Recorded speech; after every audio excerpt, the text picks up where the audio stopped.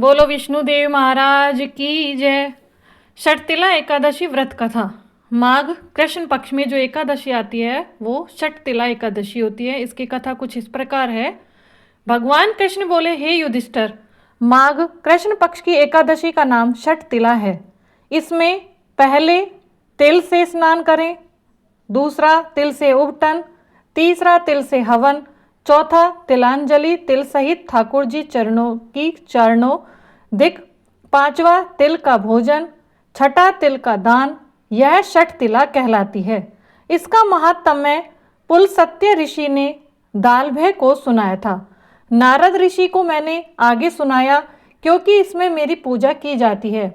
इस कारण नारद मेरे पास आए और मैंने आंखों देखी बात सुनाई।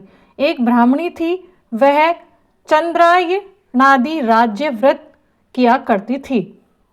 व्रत करते करते वह दुर्बल हो गई। इतना करने पर भी उसने कभी किसी देवता तथा ब्राह्मण को अन्न दान अथवा धन दान नहीं किया था।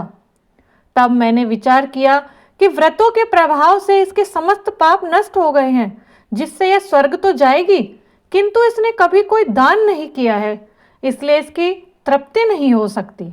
अतः मैं वैकुंठ लोक को त्याग मृत्यु लोक में आया और वामन सदृश छोटा रूप बनाकर ब्राह्मणी के द्वार पर का भिक्षुक हुआ। उसने मुझे माटी का पिंड दे दिया। कुछ दिन के बाद उसने शरीर त्याग दिया। व्रतों के प्रभाव से वह स्वर्ग तो गई और उसने अपने गृह में केवल माटी पिंड ही देखा। अन्य वस्तुओं से वह शून्य थी। यानी कि जो ब्राह्मणी थी वो व्रत तो बहुत करती थी, लेकिन वो कभी भी उसने दान नहीं किया किसी अन्न का या धन का।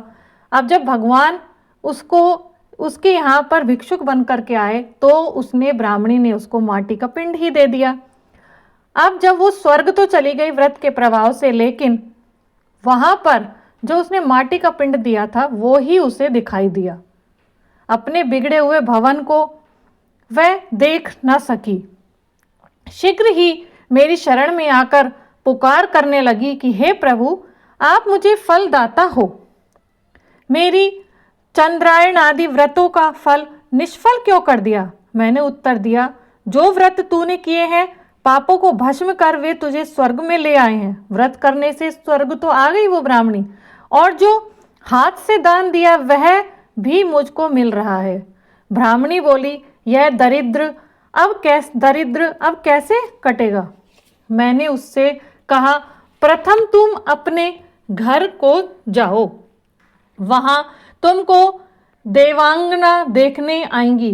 तुम द्वार बंद रखना और उनसे षटतिला एकादशी का महात्म्य सुन लेना। यह सुन वह ब्राह्मणी अपने भवन में गई और द्वार बंद कर दिया।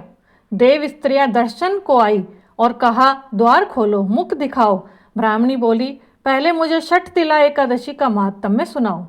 देव स्त्रियां बोली, बिगड़े हुए भाग्य को संवारने वाली षटतिला एकादशी है। यह गो हत्या, ब्रह्म हत्या इत्यादि महापाप करने वाले को भी मुक्त कर देती है। द्वार खोला तो माटी पिंड का आम बन गया। जब व्रत किया तब सारे गृह में नंदन वन की विभूतियां प्रकट हो गई।